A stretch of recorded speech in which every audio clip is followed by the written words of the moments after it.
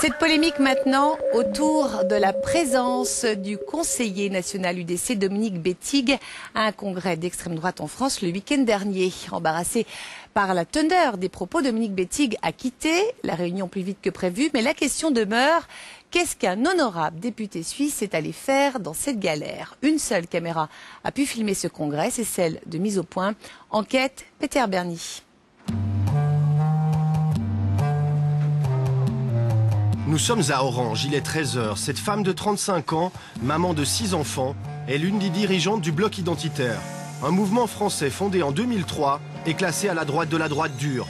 Aujourd'hui, ce mouvement organise une convention et la vedette arrive du canton du Jura. Le comité d'accueil. Si cette convention est organisée à Orange, ce n'est pas un hasard. Cette ville française de 30 000 habitants en Provence est aux ordres depuis 15 ans d'un maire d'extrême droite.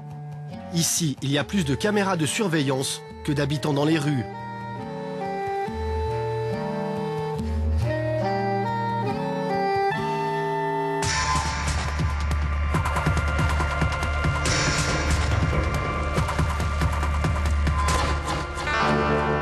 L'un des symboles de cette ville, la statue d'un conquérant de l'époque des croisés. D'ailleurs, c'est ce symbole qui a été repris sur l'affiche de la convention identitaire. Nous sommes la seule télévision à avoir pu filmer tout le week-end au Palais des Princes. Un palais mis gratuitement à disposition des identitaires par la mairie. Il est 9 h du matin et une centaine de personnes se pressent déjà pour assister aux conférences. On nous a laissé tout filmer, ou plutôt presque, car quand quelque chose semble déranger la sécurité, tout de suite, des personnes viennent se placer devant notre caméra. Sur les stands d'exposition, du matériel de propagande à la gloire notamment du cochon, un animal que les musulmans et les juifs ne consomment pas. Il y a également des cartes postales avec des personnages tels que le maréchal Pétain ou Slobodan Milosevic.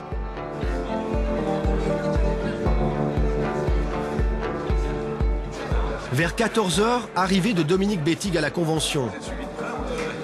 Il est reçu par Jean-David Catin, un jeune Suisse de 24 ans.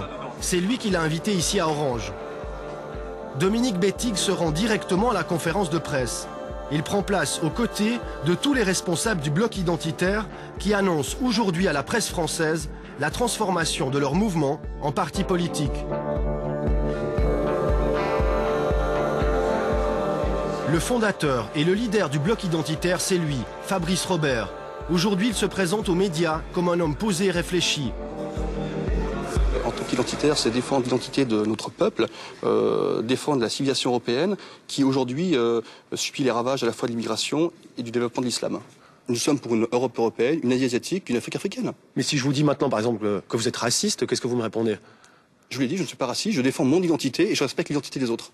Fabrice Robert est l'un des fondateurs d'Unité Radicale, un groupuscule célèbre depuis qu'un de ses membres présumés avait tenté d'assassiner Jacques Chirac.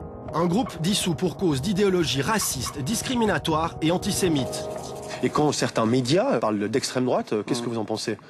C'est une caricature. Pour quelle raison? Parce que l'extrême, ça renvoie à la notion de mouvement qui serait condamné à la marginalité, alors que nous, ce que nous voulons, c'est occuper le terrain et prendre des parcelles de pouvoir.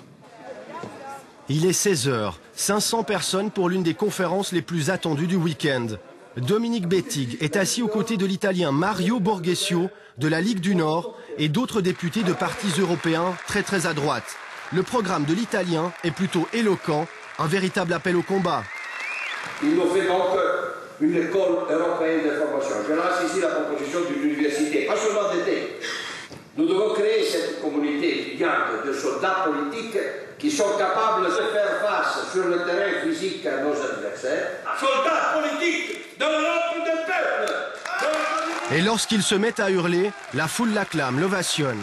Personne ne comprend plus rien, mais les militants en redemandent.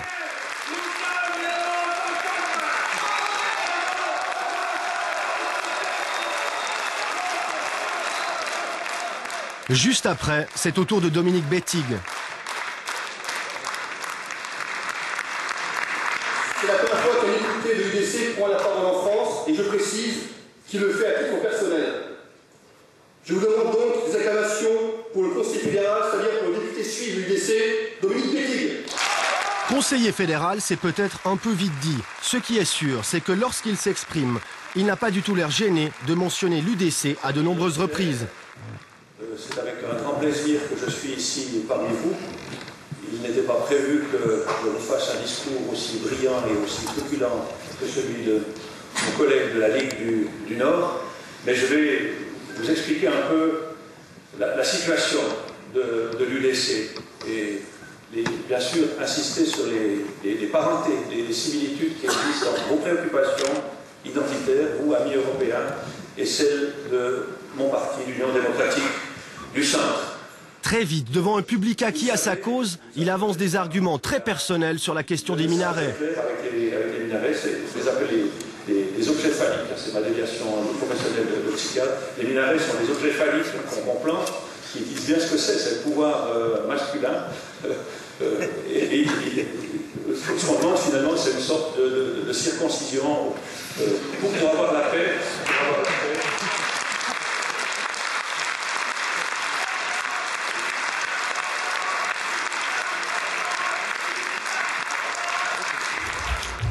Quelques minutes après, surprise, Dominique Bettig quitte la salle. Une discussion animée s'engage avec les leaders du bloc qui remarquent tout de suite la présence de notre caméra. Dominique Bettig, visiblement inquiet, discute encore 30 minutes au téléphone avant d'accepter notre interview. Il nous annonce son départ.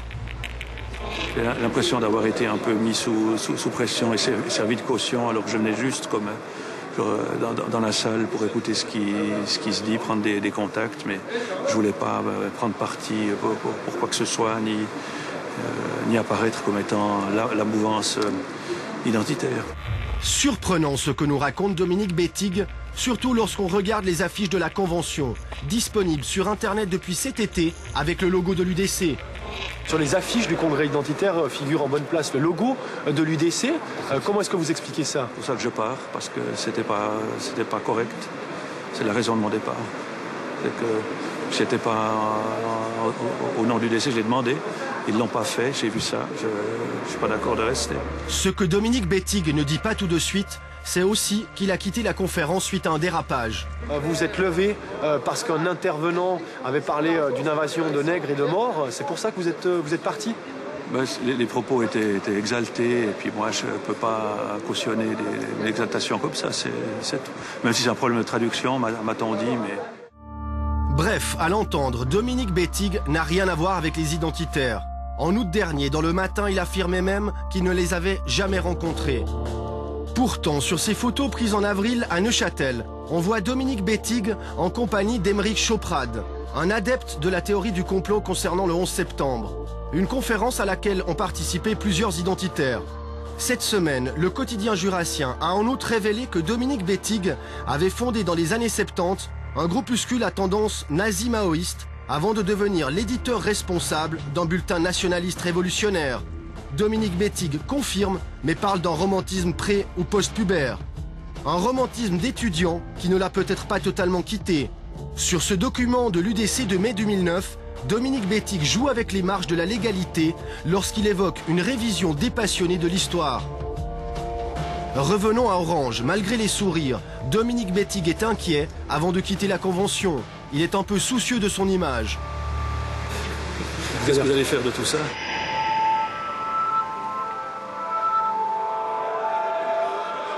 Le soir, place au banquet des identitaires. Nous pouvons filmer pendant 5 minutes, le temps de s'imprégner de l'ambiance. Aucun autre média n'est présent.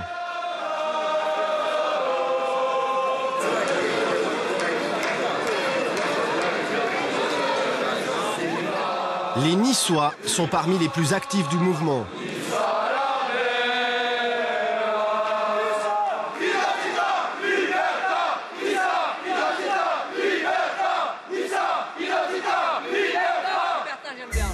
Le dimanche, place aux jeunes identitaires. Ils se sont fait connaître pour leur distribution de soupe au lard, une action qui vise à exclure les musulmans. Aujourd'hui, il s'agit de proposer un programme pour éveiller une nouvelle jeunesse. Aujourd'hui, sur nos propres terres, nous souhaitons une jeunesse reconquérant ses libertés. La liberté d'aller et venir dans nos rues, face à la racaille, qui veut imposer ses lois et ses trafics. Pour l'autre jeunesse, le combat n'est pas seulement politique. On on ne peut pas concevoir la politique sans un engagement physique. L'engagement physique qui passe par la pratique sportive. Le premier événement de cette campagne, le tournoi de sport de combat, qui sera organisé par la nouvelle association dont j'ai l'honneur d'être le président, Lugdunum Torniol. Je vais vous présenter... Et le chef des jeunes identitaires ici, c'est lui. Il est genevois et il a 24 ans. Il a dirigé cette campagne, dont les slogans vont bientôt être affichés un peu partout, en France et en Suisse romande. À ceux qui pourraient être tentés par la drogue pour fuir vers des paradis artificiels. Et à eux, nous leur adressons un message sans embâche, ne touche pas à cette merde. Mais comment pense-t-il que son message va être perçu par les jeunes romans? J'espère qu'ils apprécieront et qu'ils trouveront dans notre message de l'espoir et qu'ils savent que la jeunesse n'est pas seulement une jeunesse dorée ou une jeunesse droguée, mais qu'elle peut aussi être enracinée. Jean-David Catin est aussi à la tête des jeunes identitaires de Genève, au nombre d'une trentaine. Ce sont eux qui avaient invité Dominique Bettig à la Convention. Je me suis surtout réjoui qu'il soit venu, qu'il ait pris la parole et qui délivre un message assez intéressant qui a permis à nos amis français de comprendre notre point de vue. Maintenant, en ce qui concerne son départ, je pense qu'il a été soumis à une grosse pression médiatique et que peut-être il ne s'y attendait pas, il n'était pas préparé. Dimanche 15h, la convention se termine, les identitaires rentrent chez eux. En mars prochain, le bloc identitaire, désormais constitué en parti politique, présentera certains de ses membres aux élections régionales françaises.